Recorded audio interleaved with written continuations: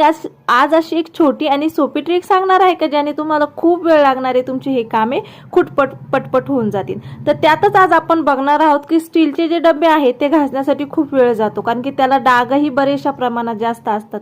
हे आपण जर नॉर्मल सोपने किंवा लिक्विडने घासलं तर ते निघत नाही आणि त्याला कष्टही खूप लागतात. आणि आपल्याकडे नाही म्हटलं तर एक 7, 8, 9, 10 किंवा ज्यापेक्षा जास्तच डबे घरामध्ये असतात.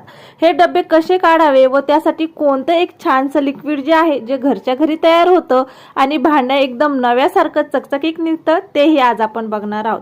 आता इथे माझ्याकडे 7-8 डबे तरी मी घेतलेले आहेत. छोटे मोठे सगळ्या प्रकारचे डबे आहेत. हे डबे जर व्यवस्थित घासायचं जर म्हटलं तर खूप टाइम जातो, कारण की काय होतं, खूप दिवस जर घासण्यात नसतील तर त्याला आतमध्ये असं एक थर आलेला असतो जो धुळीचा असतो, किंवा कधी कधी काय असं पदार्थ जास्त वेळ राहिल्याने सुद्धा त्या पदार्थाचा वास जो असतो तो त्या भांड्यातनं जात नाही. मग अशा वेळेस आपण काय करायचं, ते जे